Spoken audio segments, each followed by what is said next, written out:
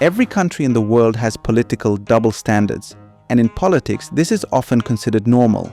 However, what is not normal is claiming to be a defender of freedom, justice, and human rights, while applying these values selectively. When we think about our mission to defend human rights and dignity, defend human rights and respond to humanitarian crises, to defend human rights, to defend human rights, to advance international peace and security.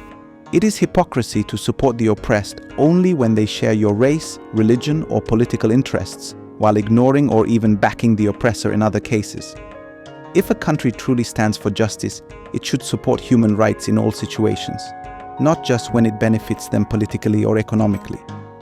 A clear example of this double standard can be seen in how Western countries reacted to Russia's invasion of Ukraine.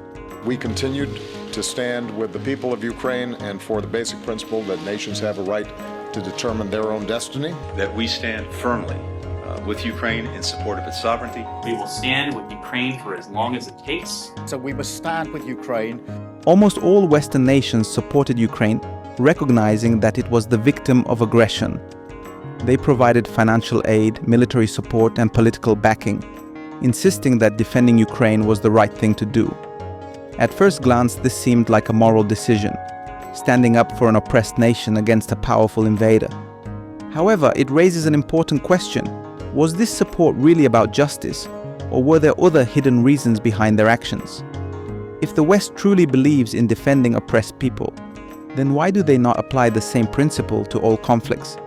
This inconsistency became extremely clear after October 7th. When Israel launched a brutal assault on Gaza, the reaction of Western countries was completely different. The situation in Palestine was very similar to what happened in Ukraine.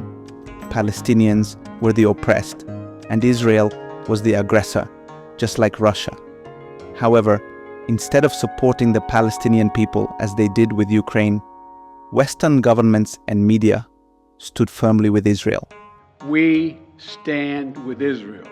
We stand with you in supporting Israel and its right to defend itself. And our message to Israel and the Israeli people has been that we stand with you and we will support you. We are proud to stand with the people of Israel. We stand with Israel. We'll continue to do so. They ignored Israel's crimes, justified its actions, and even sent military aid to help it continue its attacks.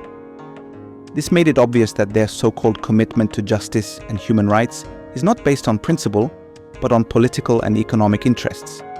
The hypocrisy becomes even more obvious when we remember how the United States and its allies justified their invasion of Iraq. They claimed they were enforcing international law and punishing Iraq for violating it. At this hour, American and coalition forces are in the early stages of military operations to disarm Iraq, to free its people, and to defend the world from grave danger. But if breaking international law was such a serious issue, then why do these same countries ignore Israel's violations?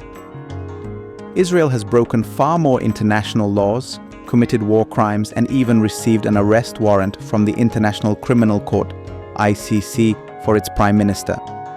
Despite this, the United States and other leading Western powers continue to fully support Israel, providing it with weapons, money, and political protection. Israel's attack on Gaza has resulted in the deaths of over 60,000 people, most of them women and children. The destruction is unimaginable. According to the United Nations, Gaza has been reduced to 50 million tons of rubble, which is 12 times the size of the Great Pyramid of Giza. Yet despite this level of devastation, the United States and its allies continue to fund and support Israel. This raises an important question. Were these countries ever truly defenders of human rights and freedom, or do they simply not see Palestinians as human beings who deserve those rights? The double standard becomes even more obvious when we look at public opinion. More than 50% of the population in the United States and other Western countries oppose Israel's actions and the ongoing genocide in Gaza. There have been massive protests in major cities around the world, with people demanding that their government stop supporting Israel.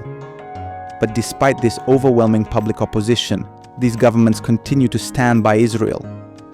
It is as if the voices of their own people do not matter, proving once again that their policies are driven by power and self-interest rather than justice or democracy. The actions of these governments show that their claims of defending human rights are selective. They use these values as a tool to justify actions that serve their interests but ignore them when they do not. The world is beginning to see through these lies, and the question remains: if justice and human rights are truly universal values, why do Western countries only apply them when it benefits them? Until they answer this question honestly, their claims of being champions of freedom and justice will remain empty words. Thank you for watching. We truly appreciate your time and support. If you found our content valuable, please consider liking, sharing, and subscribing to stay updated with our latest videos. Your engagement helps us grow and continue creating quality content. Thanks again, and we look forward to seeing you in the next video.